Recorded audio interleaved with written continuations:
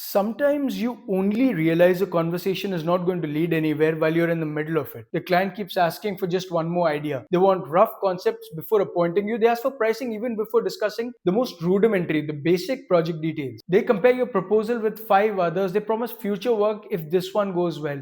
And somewhere during that conversation, something just does not feel right. But the question is, do you listen to that instinct? Or do you convince yourself that every project is indeed worth pursuing? Looking globally across projects, be it in North America, Europe, Middle East, Asia, anywhere, one thing is very clear: poor qualification. That's not a cultural problem, it's an operational one. Everywhere in the world, the behaviors look remarkably similar.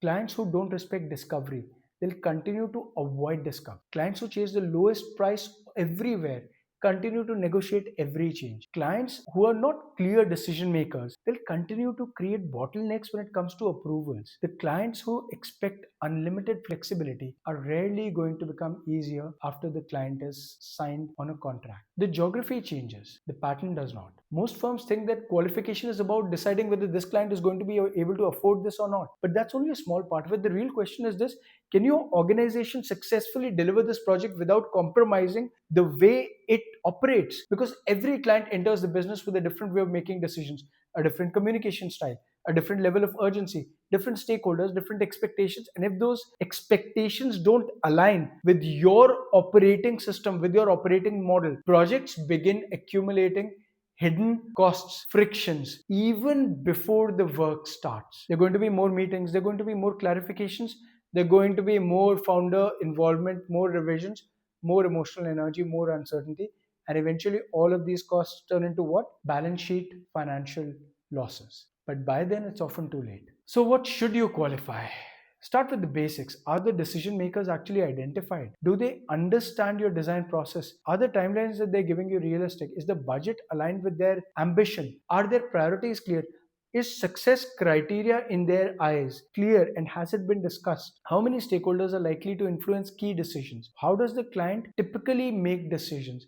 Have they completed similar projects before, or is this their very first one? And perhaps most important question of all, if this client requested another project tomorrow, would you genuinely want to work with them again? This is not about avoiding difficult people. It's about recognizing recurring patterns before they become recurring problems. At Immaculate Platform, we believe that every qualification conversation, it has to strengthen the next one, because when a project succeeds, you have to ask why. Why did it succeed? What did we do right, and how do we replicate it? And if a project becomes difficult, you have to ask yourself, what did we miss during discovery, or even before the discovery during the first conversations? Was there an unidentified stakeholder? Were the expectations never clear or never aligned? Did you ignore an early warning because you wanted the project bad? Every difficult project should improve the qualification process, because organizations, they don't become better by accepting every opportunity and just lumping it. They become better by recognizing which opportunities are going to fit their operating methodology, their processes, their operating systems.